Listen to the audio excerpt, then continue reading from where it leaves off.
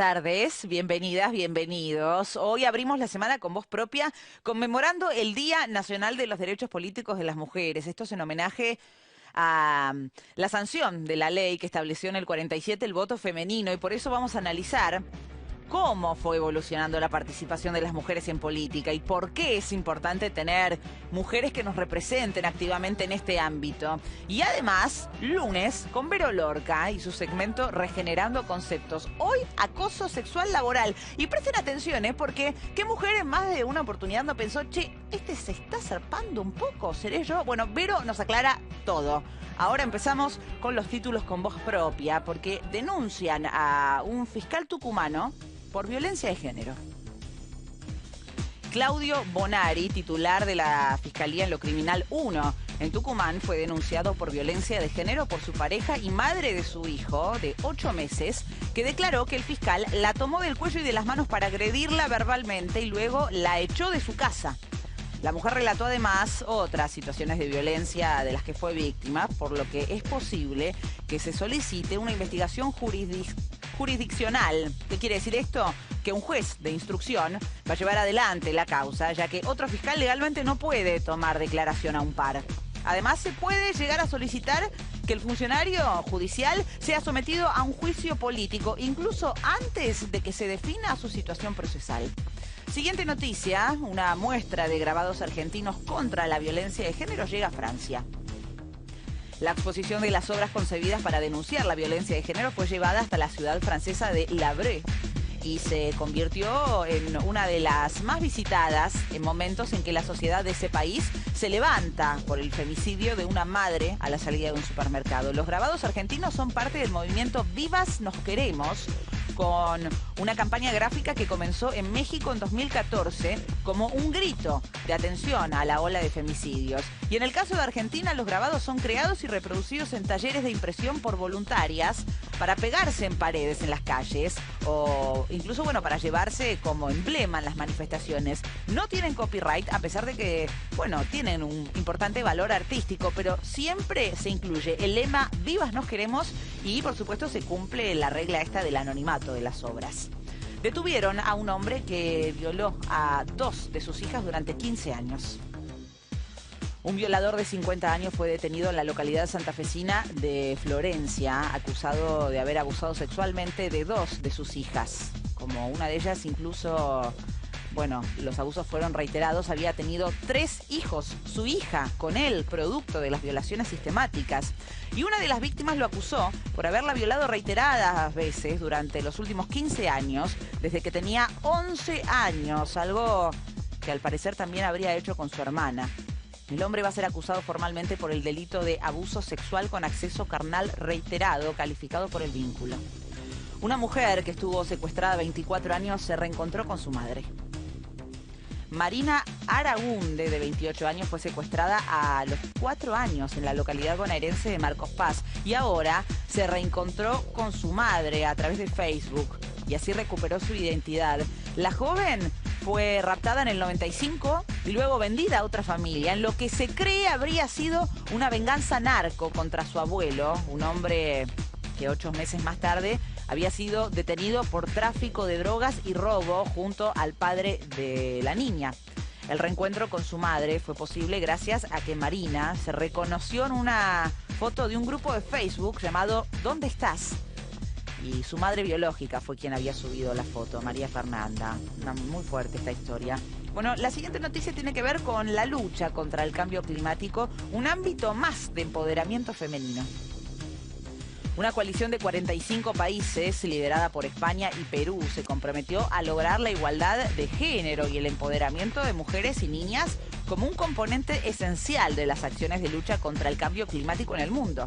La ministra española para la Transición Ecológica, Teresa Rivera, aseguró en la sede de la ONU que las mujeres y las niñas son más vulnerables a los impactos del cambio climático y lamentó que no estén del todo representadas en la toma de decisiones para combatirlo. La iniciativa tiene como objetivo empoderar a las mujeres y eliminar las barreras para su participación en sectores que son claves para resolver estos problemas, como por ejemplo la energía, la salud, la agricultura e incluso la educación. Bueno, atención, porque a partir del lunes que viene, aquí, en la puerta del canal, va a haber un móvil de la Liga Argentina de Lucha contra el Cáncer. Esto es para realizar mamografías gratuitas. Va a ser desde el lunes que viene, el lunes 30 de septiembre, hasta el viernes 4 de octubre. Acá, en la puerta del canal, Avenida Figueroa Alcorta y Tagle. Acá va a estar, ahí vemos este camión que va a estar en la puerta de nuestro canal. Es importante que sepan que si quieren acceder a estos estudios gratuitos, hay que solicitar turnos. Y pueden hacerlo ya mismo, a partir de hoy, de manera presencial o de manera telefónica. Ahí en pantalla aparece toda la información. Y además este jueves vamos a estar contándote más acerca de esto, de la caminata Bon también, que cumple 15 años y que se va a llevar a cabo el domingo que viene. Organizadas, poniéndole a una causa de todas. Y un poco así también fue que se alcanzó, después de décadas de lucha, el derecho de las mujeres a votar. Y es por eso que hoy se conmemora el Día Nacional de los Derechos Políticos de las Mujeres, y te lo contamos con voz propia.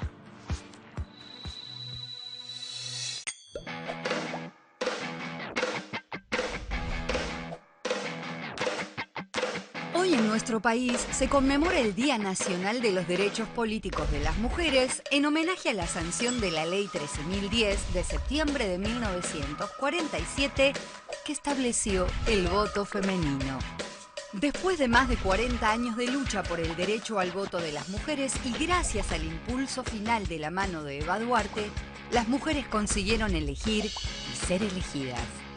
Desde 1912, con la ley Sáenz Peña, el voto en nuestro país era secreto y obligatorio. Los únicos habilitados para votar eran los hombres mayores de 18 años, nacidos en Argentina y residentes de las 14 provincias del país. En 1911, los requisitos para empadronarse eran, entre otros, ser ciudadano mayor de edad, saber leer y escribir, ejercer alguna profesión, tener domicilio en la ciudad de votación. La médica feminista Julieta Lanteri cumplía con ellos y se convirtió en la primera mujer de Argentina y Sudamérica en votar. Al año siguiente, a estas condiciones, se le agregó el poseer libreta de enrolamiento, por lo tanto solo accedían al voto quienes realizaban el servicio militar obligatorio: varones. El 21 de agosto de 1946, luego de varios proyectos presentados por más de 3 décadas, el voto femenino fue aprobado por la Cámara de Senadores y el 9 de septiembre del año siguiente lo aprobó la Cámara de Diputados. Días más tarde, el 23 de septiembre de 1947, se promulgó la Ley Nacional 13.010. En 1991 fue aprobada la ley de cupo femenino que generó un piso mínimo del 30% de participación de las mujeres. Pero los varones de la política se encargaron de convertirlo en techo. Entonces, María Teresa Merciardi de Morini, dirigente radical, en el año 2000 llevó el caso a la Corte Interamericana de Derechos Humanos, la cual falló en favor de las mujeres e hizo más acorde la norma. Las mujeres seguimos luchando y llegando a la Ley Nacional de Paridad. Sin embargo, todavía falta mucho para la real igualdad en derechos políticos, pero el camino ya está trazado. Ahí veíamos la cara y el nombre y la identidad de un montón de mujeres que tuvieron roles fundamentales para que las mujeres podamos tener garantizados nuestros derechos políticos. Y recibimos hoy, en el Día Nacional de estos Derechos Políticos de la Mujer, a nuestra invitada del día de la fecha. Ella es Alicia Tate. Alicia, bienvenida. Ella es directora de la Unidad de Derechos Humanos del Consejo de la Magistratura. Gracias por estar acá, Alicia. No, por favor, es un placer sobre todo contar con alguien, bueno, que tiene una vasta experiencia en política. Vamos a acercarte un micrófono porque entiendo, ahí está, que tenemos algunos problemitas de audio y las respuestas las queremos escuchar todas. Alicia, recién veíamos en el informe, bueno, la génesis de este día, ¿no? Que tiene que ver con la sanción del voto femenino. ¿Cómo ¿Cómo se llegó a esto? ¿Cuáles eran los argumentos que exponían en para primer lugar, que... esto no comienza en el 46 ni en el 47, comienza con la lucha de las mujeres sufragistas. De mucho antes, Mucho claro. antes, en 1907 se creó el Comité Pro Sufragio Femenino, y este comité lo fundaron, lo integraron entre otras, Elvira Rawson de Delepiane, Alicia Moró, Sara Justo, Julieta Lanteri. Ellas fueron la avanzada del sufragio femenino. Las mencionábamos recién en el informe, Sí. claro, sin ellas probablemente no hubiera habido No punto de hubiera partida, habido, ¿no? y después hubo muchos proyectos. El primer proyecto de voto femenino fue de un diputado santafesino, el diputado Rogelio Araya. Ah, de tus pagos, De mis ¿no? pagos. Sí, Ok, sí, sí. pero de un hombre. De un hombre. Un hombre que se dio cuenta que las mujeres tenían las mismas capacidades. Las mismas capacidades que y los muchas varones. desigualdades. Claro, es verdad. Por eso creo que eso fue lo que motivó. También en Europa había habido movimientos al respecto. Eso motivó que empezaran a preocuparse y a interesarse en el tema, y casualmente también el proyecto que después se convirtió en ley, en un proyecto de un senador, el senador Lorenzo Soler, de la Unión Cívica Radical Junta Promotora. Ajá. Un hombre, pero claro, no podían nacer de las mujeres porque mujeres no había. No había. Este senador era un senador, obviamente, integraba la coalición oficialista, pero era médico además. O sea que no solamente por sus propias convicciones, sino también con fundamentos en la medicina. Decía que no había una razón para que la mujer tuviera un trato diferente y se le restaran derechos. Es más, el proyecto de él era un proyecto mucho más ambicioso, mucho más amplio.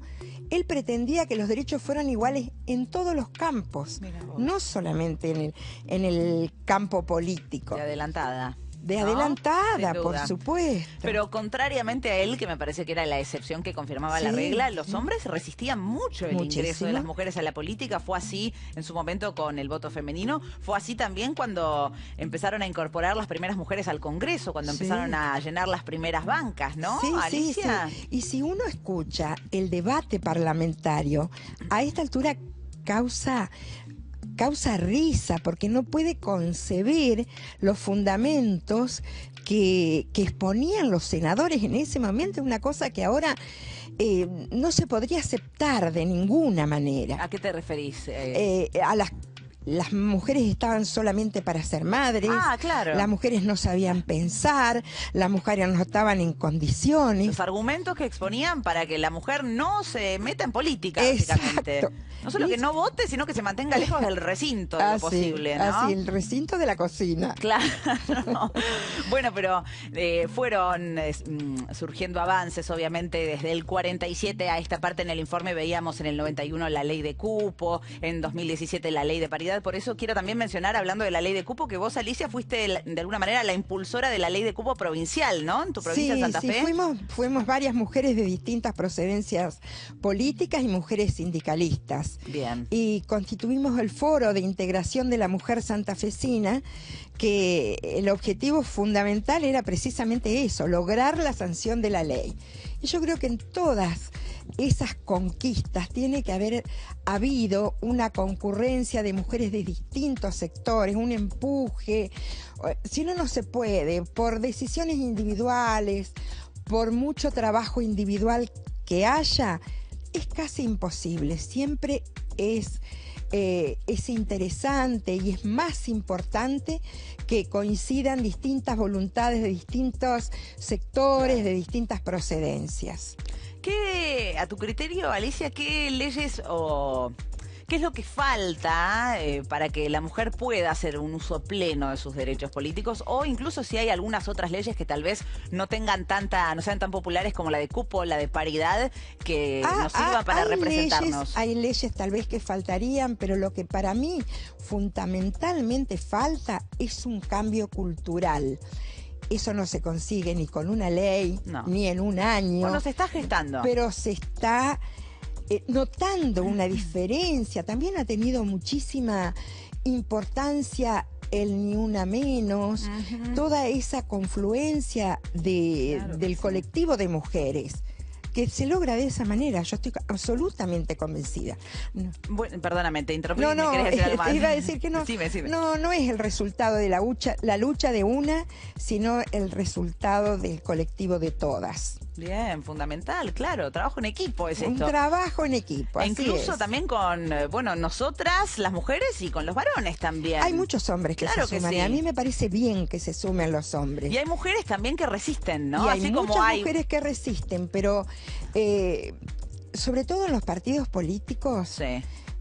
Que no son una cosa diferente de lo que es la sociedad en general. La sociedad es machista, los partidos políticos son machistas. También. Allí es necesario no solo que las mujeres nos reunamos y hablamos de política, sino que los hombres participen, porque en realidad la mayor cantidad de personas que tienen que cambiar su estructura mental en este sentido son los hombres. En su gran mayoría, sí, sin En duda. su gran mayoría. Sí.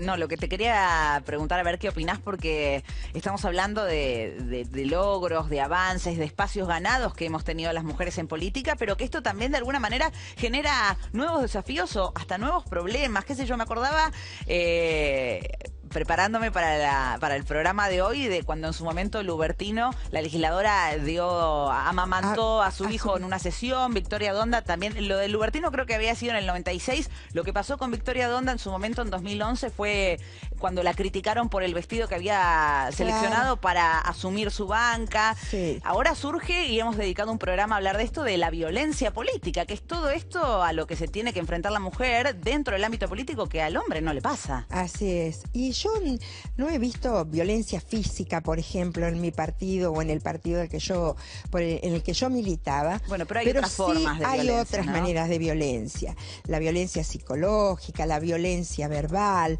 el menosprecio a la expresión del pensamiento de las mujeres.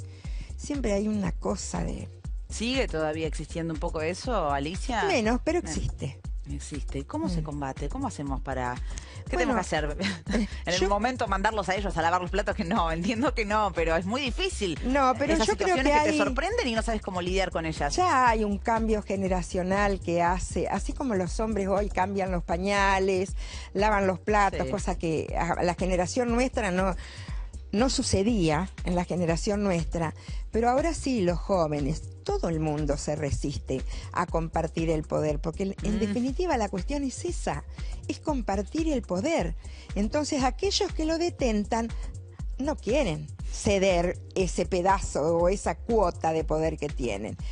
Y están aprendiendo a compartirlo. Muy bien, es por ahí. Y bueno, y a las mujeres que se desempeñan en política o que incluso quieren hacerlo, garantizarles que, bueno, tienen muchos derechos ganados, pero sin duda van a ser otros los desafíos que deban enfrentar en la política del siglo XXI, pero que no están solas. No. Y aparte hay algo que me gustaría decir. La reforma constitucional del 94 incorporó los tratados de derechos humanos. Y con eso, yo creo que eso fue un empujón, una herramienta que hizo que también se pusieran en práctica todas estas cuestiones que ayudaban al empoderamiento de la mujer. Muy bien. Alicia Tate, muchas gracias por haber pasado por nuestro programa y bueno, ojalá que nos volvamos a cruzar. Martina, y ojalá. Hasta la próxima, Alicia. Hasta muchas la gracias. próxima. Vamos a cerrar este bloque yéndonos a una breve pausa, pero antes compartimos la imagen del día. Mira. Que tiene que ver con lo que estábamos hablando, por supuesto. Ya Julieta Lanteri, nuestra invitada, la mencionaba, la primera mujer en votar en la historia política, no solo de Argentina, sino de Sudamérica. En el 1911 marcó un hito del movimiento sufragista y realizó una presentación judicial para exigir que se respeten los derechos civiles y políticos. Y le salió bien a Julieta, ¿eh? La justicia consideró que el reclamo estaba amparado por la Constitución y el fallo señaló que la mujer goza de los mismos derechos que las leyes acuerdan a los ciudadanos varones. Lanteri tenía un largo recorrido en la defensa de los derechos de la mujer. Con solo 19 años ya había logrado que se le otorgara una excepción que le permitiera cursar la carrera de medicina y desde entonces fue una de las pioneras del movimiento sufragista en la Argentina. Con Julieta Lanteri nos vamos a un corte y ya volvemos con Voz Propia.